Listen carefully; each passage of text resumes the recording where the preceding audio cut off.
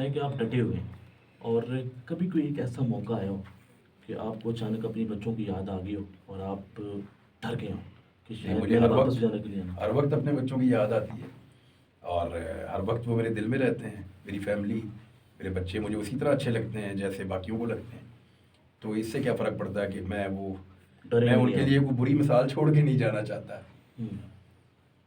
یعنی میں ایک چیز دیکھیں، آپ نے سوال ایسا کیا، میں وہ بولنا نہیں چاہ رہا تھا، لیکن میں آپ کو صاف صاف بتاؤں کہ میرا پہلے دن سے یہ ایمان ہے کہ میں اپنے بچوں کو ایک نوالا بھی نہیں کھلا سکتا. یہ میرا رب کھلاتا ہے، میری موجودگی میں بھی اور میری غیر موجودگی میں بھی. میرے بچوں کو میرا رب کھلاتا ہے، وہی کھلائے گا، اور یہ رب کی مرضی سے ہوتا ہے. تو میں کبھی اپنے آپ کو یہ نہیں سمجھتا کہ میرے نہ ہونے سے میرے بچوں پہ کوئی فرق پڑے گا. میرا رب ان کو پالے گا، ان کو بڑا کرے گا، میرا رب ان کا خیال رکھے گا. اور یہ چیز میں اپنے آپ کو اس سے تھوڑا حوصلہ دے لیتا ہوں کہ اگر یعنی لوگ زیادہ تر یہی سوچتے ہیں نا، میرے بعد میری فیملی کا کی بنے گا. تو میرے دماغ میں یہ چلتا ہے کہ میں تو اس قابل ہی نہیں ہوں کہ میں اپنی فیملی کو سپورٹ بھی کر سکوں. یہ تو میرا رب کر رہا ہے. جب آپ یہ سوچ لیتے ہیں جو کچھ ہے وہ رب کی طرف سے ہے، تو پھر وہ آپ کو ایسا لگتا ہے کہ رب بعد میں بھی ٹھیک ہی کرے گا، انشاءاللہ اچھا ہی کرے گا رب. کیونکہ میں برا نہیں کر رہا تو میرا رب میرے ساتھ برا نہیں کرے گا، نہ میری فیملی کے ساتھ کرے گا. اور رب کی بڑی مہربانی ہے، اس کا بڑا فضل ہے، اس کا بڑا کرم ہے. میرے جیسے آدمی کو اس نے پتہ نہیں کیا کچھ نواز دیا ہے، مجھے تو سمجھ بھی نہیں آتی. کیا عمران ریاض خان صاحب سیاست میں آئیں گے؟ نہیں، میرا بھی کوئی ارادہ نہیں ہے. اس طرح کے تجربوں نے اس ملک کو یہاں تک پہنچا دیا ہے. پاکستان کی قوم نے سیکھ لیا ہے. پہلی دفعہ ایسا ہوا ہے کہ لوگوں کو سمجھ آ گئی ہے کہ اس ملک کے ساتھ کیا تجربہ ہو رہا ہے. لوگوں نے سیکھ لیا ہے، لیکن جو تجربہ کار ہیں انہوں نے ابھی نہیں سیکھا. امید کرتے ہیں کہ ان کا سافٹ ویئر اپڈیٹ ہو جائے گا، وہ بھی سیکھ لیں گے.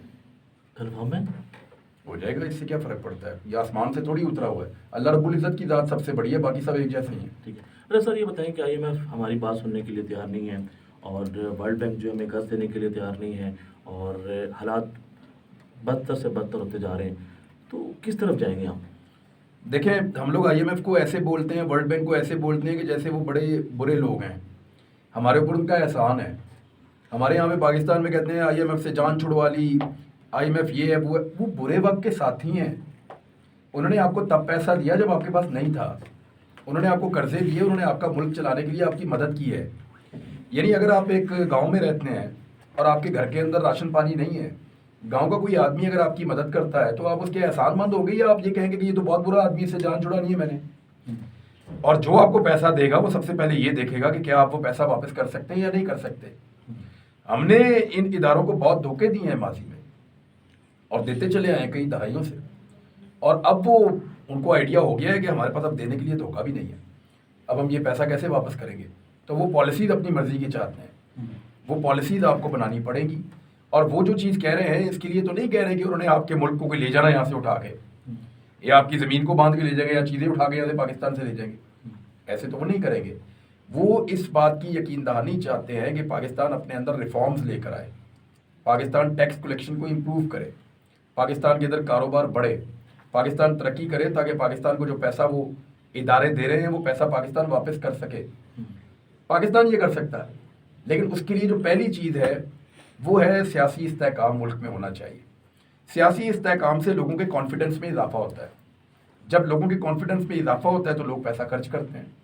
فرض کیجئے آپ کے پاس 10 ارب روپے ہیں اور آپ کوئی کاروبار کرنا چاہتے ہیں، تو آپ کیا اس وقت پاکستان میں کاروبار کریں گے یا پاکستان سے باہر جا کر کریں گے؟ آپ کے دماغ میں یہ آئے گا کہ پاکستان میں اگر میں کاروبار کروں گا یہاں تو بجلی نہیں آ رہی. دوسری بات آپ کے ذہن میں یہ آئے گی کہ یہاں پہ تو اگر میں پیسہ لگاؤں گا، کل پالیسی بدل جائے، حکومت بدل جائے، یہ ٹیکس بڑھا دیں، یہ کر دیں، ایک تسلسل نہیں ہوگا.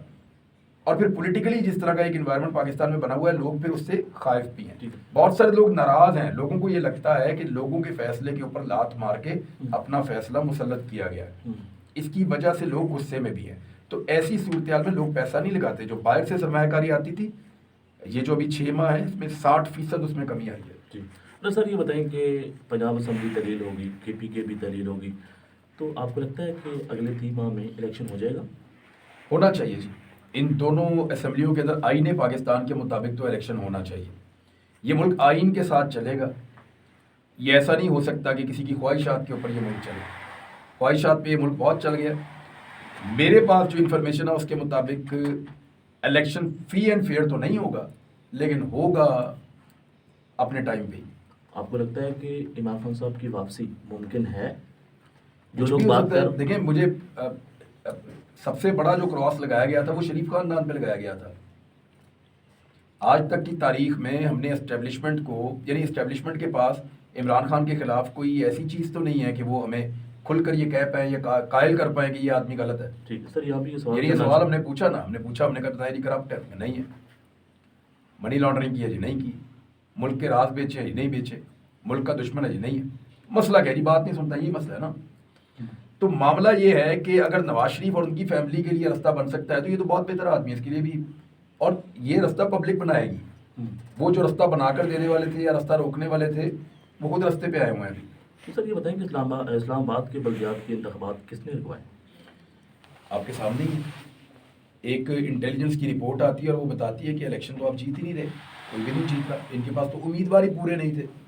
تو پاکستان تحریک انصاف جیت رہی تھی یہاں سے انتخابات. اور اسلام آباد میں جھڑلو پھیرنا آسان نہیں ہے. یہ کراچی یا سندھ نہیں ہے جہاں پہ زرداری صاحب جھڑلو پھیر دیں گے. یہ اسلام آباد ہے. یہاں پہ سارا میڈیا ہے، سوشل میڈیا ہے. یہاں پہ فوری طور پہ رولا بن جائے گا اور پورے ملک کے اندر خبر جائے گی. تو اسلام آباد میں جہاں پہ ان کے پاس 22-26 کلومیٹر کی حکومت ہے وہ چاہیں گے کہ وہ بھی ان سے چھن جائے، یعنی اسی جگہ پہ وہ ہار جائے جہاں پہ ان کی حکومت ہے صرف پورے پاکستان کے اندر. نہیں چاہے گا، کوئی بھی نہیں چاہے گا. تو اسلام آباد کے اندر اس حکومت نے اینڈ ٹائم کے اوپر ایک ٹیکنیکل ریزن بنایا اور آپ کو پتا ہے پھر الیکشن کمیشن اس حکومت کے پیچھے پیچھے ہی چلتا ہے. سر یہ بتائیں کہ عمران خان صاحب نے بیان دیا کہ ہم یہ چاہتے ہیں کہ کاف لیگ جو ہے پی ٹی آئی میں شامل ہو جائے. آپ کو نہیں لگتا کہ مستقبل کے میں جو کاف لیگ ہے وہ گروپنگ بنا سکتی ہے جو حساب، تو اس سے نقصان نہیں ہوگا پی ٹی آئی کا؟ نہیں، گروپ پارٹی کے اندر اب وہ رہا نہیں، اس میں ہو نہیں سکتا، آئینی اور قانونی طور پہ نہیں ہو سکتا. آپ کو اعتماد کا ووٹ وہیں دینا پڑے گا جہاں آپ کو کہا جائے گا. عدم اعتماد میں آپ کو وہی کرنا پڑے گا جو آپ کو کہا جائے گا پارٹی لیڈرشپ کی جانب سے. عمران خان صاحب پارلیمانی لیڈر اپنا بنائیں اور یہ ان کو کرنا پڑے گا. پارلیمانی لیڈر ان کا اپنا ہونا پڑے گا جو فیصلہ کرے گا کہ جناب پنجاب کے اندر یا وفاق کے اندر ہم یہ چاہتے ہیں اور اس طریقے سے ہم کریں گے. تو جو ان کا پارلیمانی لیڈر ہوگا وہی جو ڈیسیجن لے گا، سب اس کے پابند ہوں گے. اب اگر تو خلاف ہونا ہے تو عمران خان کے خلاف کم سے کم بھی 51% لوگوں کو ہونا پڑے گا. 51% بندے تو نہیں ٹوٹتے میرے خیال میں. تو سر یہ بتائیں کہ آپ مونس لے کے خلاف بات کرتے رہے ہیں، آپ یہ کہتے رہے ہیں کہ یہ درست نہیں ہے اور عمران خان صاحب کو جو ہے جو الفاظ آپ نے استعمال کیے ہیں، تو آپ کو لگتا ہے کہ اب یہ نہیں ہوگا؟ نہیں، مونس لائی کے خلاف میں ایز سچ ویسے نہیں ہوں، لیکن مجھے یہ پتا تھا اور میں یہ بات کرتا رہا ہوں کہ چودھری 2 کشتیوں کے سوار ہیں. وہ یہ چاہتے ہیں کہ انہیں اسٹیبلشمنٹ کی سپورٹ بھی ملے اور پاکستان تحریک انصاف کا ووٹ بھی ملے. اور یہ ساری دنیا جانتی ہے کہ چودھریز نے آخری وقت تک کوشش کی ہے کہ اسمبلی تحلیل نہ ہو. یہ وہ لگے رہے اس کام کے اوپر. تو عمران خان صاحب نے ان کو بڑا موٹیویٹ کیا. دوسرا جو اسٹیبلشمنٹ نے چودھریوں کے ساتھ رویہ کیا تھوڑے دنوں کے لیے، اس سے بھی وہ خاصے مایوس ہوئے کہ بھئی اگر انہوں نے ہمارے کیسز ہی کھلنے ہیں اور یہ سب کچھ ہمارے ساتھ ہونا. دیکھیں چودھریز کے بارے میں کوئی بات ڈھکی چھپی تو نہیں ہے. پاکستان تحریک انصاف والے آج مانے یا نہ مانے ہیں تو وہ کرپٹ لوگ ہیں، ان کے اوپر کیسز ہیں، یہ تو ساری دنیا جانتی ہے. تو میں یہ کیسے کہہ دوں کہ جی وہ بہت اچھے لوگ ہیں یا دودھ کے دھلے ہوئے ہیں یا آسمان سے اتر کے آئے ہوئے ہیں. ایسا نہیں ہے، نارمل پولیٹیکل لوگ ہیں اور وہ اپنے سیاسی بینیفٹ کو دیکھ کر ان کو 2 کشتیوں میں سے ایک کا سوار ہونا تھا. میرے خیال میں انہوں نے اپنی پالیٹکس کے لیے پازیٹیو فیصلہ کیا، فائدہ ہوگا ان کے اس فیصلے کا. سر اچانک کیا ہوا کہ پہلے وہ استعفے منظور نہیں کر رہے تھے، جب عمران خان صاحب نے واپسی کی بات کی تو استعفے منظور کر لیے؟ دیکھیں وہ ساری دنیا جانتی ہے، انہوں نے 3 بہانے لگائے تھے. انہوں نے کہا تھا جی ہاتھ سے لے کر آؤ، مجھے فردن ملو، پھر عدالت میں بھی ہے معاملہ، تینوں ہی اڑ گئے. یعنی جب ان کا دل کیا تو انہوں نے 35 منظور کر دیا. میری اطلاع کے مطابق ابھی اور بھی منظور کریں گے جمعہ ہفتے تک. غالباً ان کو اور منظور کرنے پڑیں گے استعفے، کیونکہ ابھی بھی 80 بندے باقی ہیں عمران خان کے، ان میں سے بھی کوئی اپوزیشن لیڈر بن سکتا ہے. سر یہ بتائیں کہ ارشد شریف کی فیملی کو انصاف مل پائے گا؟ بالکل ملے گا انشاءاللہ، بالکل ملے گا انصاف. اور اللہ تعالیٰ اور قدرت تو اپنا انصاف کر رہی ہے. ارشد بھائی کے درجات بھی اللہ تعالیٰ کے نزدیک میں شہید ہے، بڑے بلند درجات ہیں ان کے. ہم دعا کرتے ہیں کہ اللہ تعالیٰ ارشد بھائی کے درجات کو اور بلند کرے، اور جو ان کی مقبولیت ہے پوری دنیا کے اندر، جتنی عزت انہوں نے اور ان کے خاندان نے کمائی ہے. بیٹا تو واپس نہیں آئے گا نا ماں کا، نہ بچوں کا باپ واپس آئے گا، نہ ان کی بیویوں کو شوہر واپس مل سکتا ہے. تو یہ ہمارے لیے کہنا بڑا آسان ہوتا ہے کہ بڑی عزت کمائی ہے، بڑا نام کمایا ہے، لیکن جو اس کے بدلے میں کھویا جن لوگوں نے. میری تھوڑی سی دوستی تھی ارشد بھائی سے 7-8 مہینے کی، اس سے زیادہ میرا کوئی تعلق نہیں تھا. ماضی میں ہماری تھوڑی سی آپس میں ایک اختلاف بھی تھا، لیکن اس کے باوجود میرے دل سے وہ نہیں جاتا. تو جن کے ساتھ وہ ہر وقت رہتا تھا ان کے اوپر کیا گزرتی ہوگی. صحافیوں کے ساتھ یہ کب تک ہوتا رہے گا؟ یہ جی میں ایک آپ کو چیز بتاتا ہوں، یہاں پہ بھی سوال تھوڑی دیر پہلے اٹھایا ایک دوست نے.